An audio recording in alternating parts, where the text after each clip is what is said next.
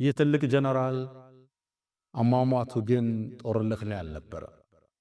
አመመውና የሕክምና ፍራሽ ላይ ተኛ። ከዛም ሞት ሊመጣበት እንደሆነ አሳወቀው አላህ። ከዛም አንድ ቃል አለ፣ ይገርማል አለ። እኔ በአላህ መንገድ እንድሰዋ ደክም ያለው ተፋልም ያለው በርካታ ጦርነትም መርቻለሁ። ከአረብ ውጭ ከሆኑትም ጋር ከሰውነቴ ይላል 4 ስንዝር እንኳን ብትፈልጉ ጦር ይወጋል፣ ሰይፍ የቀደደ ቢሆን እንጂ ቦታ አታገኝ። ታዲያ አሁን ፍራሽ ላይ ልሞት ነው። እዛም አንድን ቃል አለ፣ ላናመት አዕየኑል ጁበና፣ የፈሪ አይን እንቅልፍ ትጣል። የሰው ልጅ መጋፈጥ አይገለው፣ መሸሸት ደግሞ ከሞት አያስመልጠው። ይሄው እኔ እዛ ሁሉ ሰዓት ወጥቼ ፍራሽ ላይ ተሰዋው ብለው አለ ኻሊድ። ኻሊድም ሩሑ ወደ ጌታው ተመለሰች። የሱ ሞት ሲሰማ ለዓለም ሕዝብ አስደንጋጭ ዜና ነበር። ሩሞቹም ለፐርሻዎቹም አስደንጋጭ ዜና ነበር።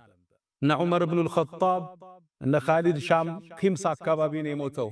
መዲና ሲሰሙ ዜናውን መሸከም አልቻሉ። ምእመናንም በእንባ ተራቸው። ኻሊድን ናፈቁት። ሴቶቹ ሲያለቅሱ ድሮ ቢሆን ኖሮ ሰይድና ዑመር ዝም በሉ ሚሉት አላ ሚስሊ ኻሊድ ፈልተብኪል በዋኪ፣ ለኻሊድ አይነቱ ሰውማ አልቃሶች ያልቅሱ እንጂ አለ ሰይድና ዑመር። ኻሊድም ወደ ጌታው ወደ አላህ አቀና። በርግጥ ኻሊድ አሻራዎችን ትቶ አልፏል። የመጀመሪያው ከኻሊድ የምንማረው ትምህርት አንድ ሰው የመጀመሪያ ታሪኩ የመነሻ ህይወት ጉዞው ጥቁር ሊሆን ይችላል። ከቶበተ ከተመለሰ ወደ አላህ ከቀረበ በዚህ ልክ ደረጃው ከፍ እንደሚል ከኻሊድ ታሪክ እንማራለን። የመጀመሪያ ታሪኩ ጥቁር ደብዛዛ ነው፣ ፍጻሜው ግን ያማረ ያሸበረቀ። ይሄው ዛሬ በዚህ መድረክ ላይ በክብር እናነሳዋለን። መነሻችን እንዳያሳስበን፣ ወንጀላችን ወደ ኋላ እንዳይጎተት፣ አዛኝና ባሮቹን አፍቃሪ ጌታ አለ። ከተመለስን ከቶበትን ሊቀበለን ሊምረን ከፍ ሊያረገን አላህ ዝግጁ ነው።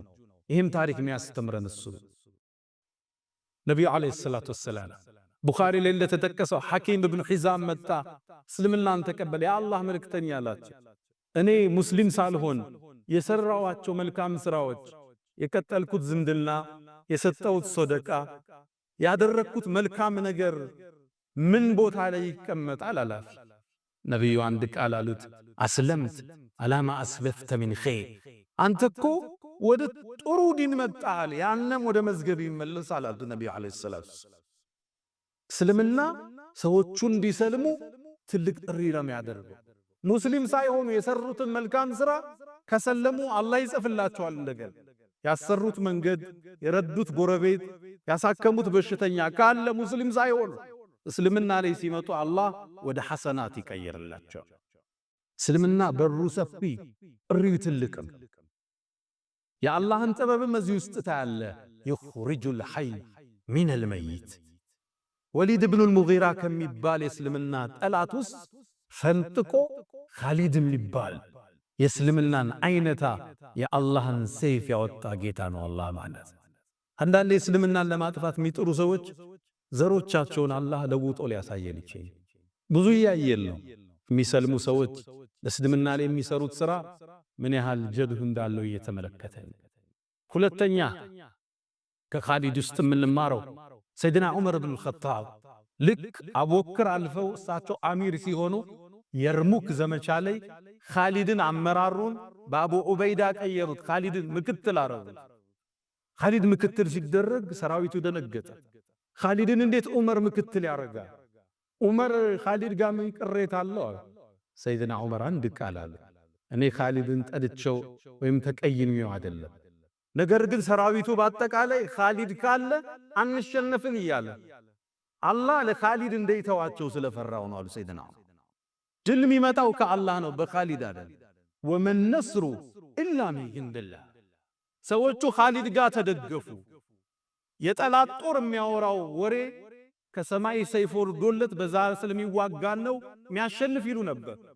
ከሩሞቹ ጀነራል ውስጥ አንዱ የሰለመው ኻሊድን አገኘው። አንተ ኻሊድ ወይ እውነቱን ንገረኝ፣ ኢነል ሁረ ላ የክዚቡ